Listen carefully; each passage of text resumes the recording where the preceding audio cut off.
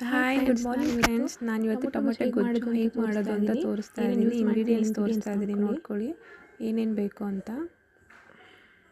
Tomato ಒಂದು 8ರಿಂದ 10, ಬೆಳ್ಳುಳ್ಳಿನ ಕೂಡ ಒಂದು 8ರಿಂದ 10. ಪಾತ್ರೆ ಇಟ್ಟು ಸ್ಟವ್ ಮೇಲೆ ಎಣ್ಣೆ ಹಾಕಿ ಸಾಸಿವೆ ಹಾಕಿ ಒಗ್ಗರಣೆಗೆ ಎಣ್ಣೆ, ಬೆಳ್ಳುಳ್ಳಿ ಒಂದು 8ರಿಂದ 10 ಅಂತ ಹೇಳಿದ್ನಲ್ಲ, ಅದನ್ನು ಒಂದು 2-3 ಪೀಸ್ ಆಗೋ ಥರ ಕೆಚ್ಚಿ ಇಟ್ಕೊಳ್ಳಿ. ತುಂಬ ಪೇಸ್ಟ್ ಆಗೋ ಥರ ಕೆಚ್ಚೋದು ಬೇಡ.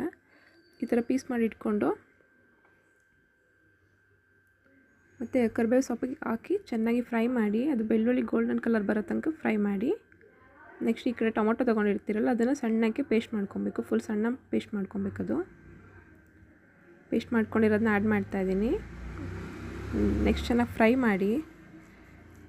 ಫ್ರೈ ಮಾಡಿ ಸಾಲ್ಟು, ಖಾರದ ಪುಡಿ, ಬೇಳೆ ಸಾಂಬಾರು ಪುಡಿ ಇರುತ್ತಲ್ಲ, ಮತ್ತು ಅದು ರೆಡ್ ಚಿಲ್ಲಿ ಪೌಡರ್, ಇದನ್ನು ಹಾಕಿ ಚೆನ್ನಾಗಿ ಮಿಕ್ಸ್ ಮಾಡಿ. ನೆಕ್ಸ್ಟ್ ಕೊತ್ತಂಬರಿ ಸೊಪ್ಪು ಹಾಕಿ ಚೆನ್ನಾಗಿ ಫ್ರೈ ಮಾಡಿ ಅದನ್ನು ಕ್ಲೋಸ್ ಮಾಡಿ ಇಟ್ಟಿರೋ ಒಂದು 20 ಮಿನಿಟ್ಸ್ ಬೇಯಿಸ್ಬೇಕು ಇದನ್ನು. ಮತ್ತು ಮಧ್ಯೆ ಈ ಥರ ಓಪನ್ ಮಾಡಿ ಅದು ತಿರುಗಿಸ್ತಾ ಇರಬೇಕು, ಇಲ್ಲಾಂದರೆ ತಳ ಹಿಡಿದ್ಬಿಡುತ್ತೆ. ನಿಮ್ಗೆ ಡೈಲಿ ಅನ್ನ ಸಾಂಬಾರು ತಿಂದು ಬೇಜಾರಾಗಿದ್ದರೆ ಇದೊಂದ್ಸರಿ ಟ್ರೈ ಮಾಡಿ ನೋಡಿ. ಚಪಾತಿಗೆ ಮತ್ತು ದೋಸೆಗೆ, ಅನ್ನಕ್ಕೆ ತುಂಬ ಚೆನ್ನಾಗಿರುತ್ತೆ ಆ್ಯಕ್ಚುಲಿ. ನಾವು ವೀಕ್ಲಿ 1 ಟೈಮ್ ಆದರೂ ಇದನ್ನು ಮಾಡ್ತಾಯಿರ್ತೀವಿ ಮನೇಲಿ.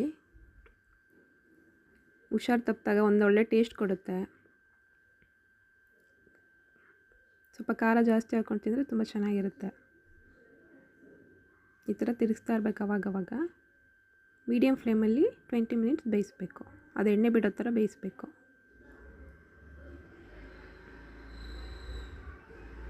ಎಣ್ಣೆ ಬಿಡ್ತಾ ಇದೆ.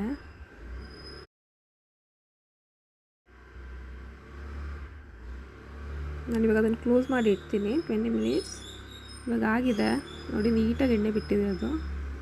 ಈ ಥರ ಚೆನ್ನಾಗಿ ಬೇಯಿಸಿಟ್ಕೊಂಡ್ರೆ 3-4 ಡೇಸ್ ಫ್ರಿಜ್ಜಲ್ಲಿ ಇಡೋದು ಬೇಡ, ಹಾಗೆಯೇ ಹೊರ್ಗಡೆ ಇಟ್ಟರೆ ತುಂಬ ಚೆನ್ನಾಗಿರುತ್ತೆ, ಏನು ಹಾಳಾಗಲ್ಲ ಅದು. ಇನ್ ಕೇಸ್ ಚೆನ್ನಾಗಿ ಬೇಯಿಸಿಲ್ಲ ಅಂದರೆ ಹಾಳಾಗ್ಬಿಡುತ್ತೆ ಅಷ್ಟೇ. ಈ ಥರ ನೀಟಾಗಿ ಬೇಯಿಸಿಟ್ಕೊಂಡ್ರೆ 3-4 ಡೇಸ್ ಯೂಸ್ ಮಾಡ್ಕೊಬೋದು.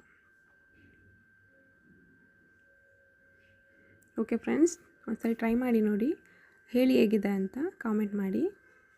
ನಮ್ಮ ಚಾನಲ್ನ ಸಬ್ಸ್ಕ್ರೈಬ್ ಮಾಡೋದನ್ನ ಮರಿಬೇಡಿ. Thank you for watching. Have a nice day. Bye.